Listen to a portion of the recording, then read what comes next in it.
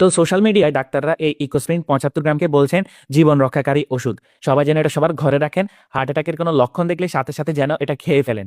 কিন্তু এই ওষুধ আসলে আমাদের শরীরে কি করে, কখন আসলে আমাদের এই ওষুধ খাওয়া উচিত এবং এই ওষুধটা কিভাবে খাবেন, আজকে আমরা সে ব্যাপারে আলোচনা করব।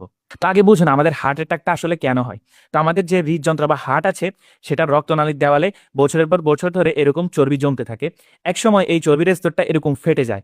ফেটে গেলে সেখানে রক্তের অনুচক্রিকা এসে জমাট বাঁধা শুরু করে।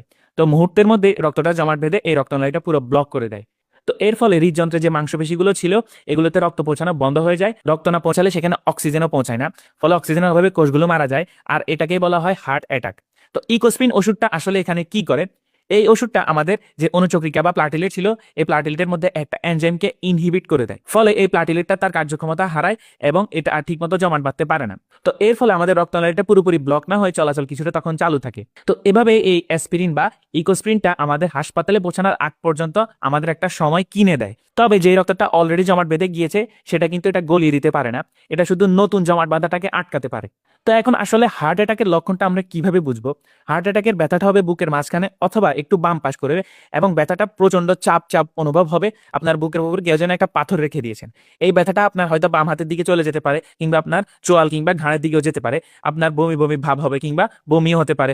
আপনার অস্বাভাবিক দুর্বলতা লাগবে, আপনি নিঃশ্বাস নিতে কষ্ট হবে, আপনার শরীর প্রচন্ড ঘাম দিবে এবং আপনার মনে হবে আপনি যেন এখনই মারা যাচ্ছেন। তো এই লক্ষণগুলো দেখলে তখন কি করবেন? বাংলাদেশে ইকোস্প্রিন 75 মিলিগ্রামের ট্যাবলেটটা সবচেয়ে বেশি পাওয়া যায়। তো এই 75 মিলিগ্রামের 4টা ট্যাবলেট একসাথে আপনি নিয়ে চিবিয়ে খেয়ে ফেলবেন। এটা চিবিয়ে খেতে হবে, কারণ এটা আপনি গিলে খেলে আপনার শোষণ হতে দেরি হবে এবং এই ওষুধ কাজ করতে দেরি হবে।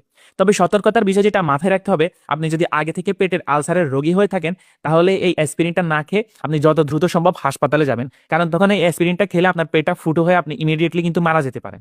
আর ইকোস্প্রিন খেয়ে কিন্তু ঘরে বসে থাকবেন না, সাথে সাথে হাসপাতালের দিকে রওনা দিবেন। হাসপাতালে গিয়ে রক্তনালীটা পুরোপুরি খুলে দেওয়াই কিন্তু এটার একমাত্র সঠিক চিকিৎসা। তো এখন একটা জরুরি কথা, বুকে ব্যথা হলেই কিন্তু হার্ট অ্যাটাক না।